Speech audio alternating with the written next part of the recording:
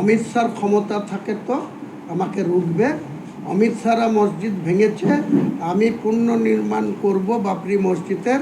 আমি বলবো অমিত শাহের সাথে মমতা ব্যানার্জির সম্পর্ক আছে, তাই তার ভাইপুর গ্রেপ্তার হয় না। বিজেপির নেতা অর্জুন সিং বলেছে বাবরি মসজিদ যেভাবে অযোধ্যায় ভাঙা হয়েছিল আবার মুর্শিদাবাদে গিয়ে ভাঙা হবে। আমিও বলেছি বিজেপির ক্ষমতা থাকলে মুর্শিদাবাদে এসে বাবরি মসজিদ ভাঙতে আসবে। আমি 10 ফুট গর্ত করে যে ভাঙতে আসবে তাকে মাটিতে পুঁতে দেবো বলেছি, চ্যালেঞ্জ করেছি।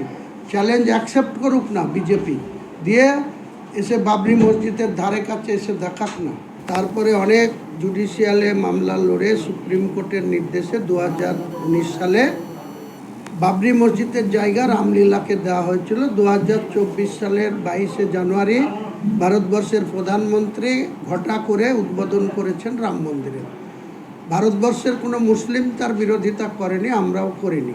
কিন্তু আমরা দেখেছিলাম সেই রায়ের পরে বাবরি মসজিদকেও ল্যান্ড দেওয়া হয়েছিল। সুপ্রিম কোর্ট বলেছিল উত্তরপ্রদেশের সরকারকে 5 একর জায়গা দিতে। জায়গা দিয়েছে, এমন একটা জায়গায় দিয়েছে যেখানে মুসলমানের আবাদি কম, মুসলমানের সংখ্যা কম, তাই সেখানে বাবরি মসজিদ করতে পারেনি বা হয়নি।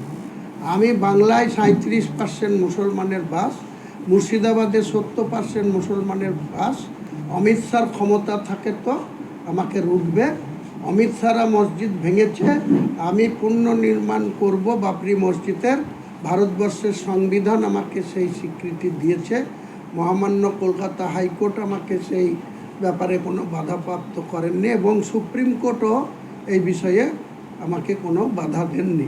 কাজেই আমি আমার মুসলিম কমের টাকায় বাবরি মসজিদ করছি। আর যদি উনি বলেন যে মমতা ব্যানার্জির সঙ্গে আমার সম্পর্ক, আমি বলবো অমিত শাহের সাথে মমতা ব্যানার্জির সম্পর্ক আছে, তাই তার ভাইপুর গ্রেপ্তার হয় না।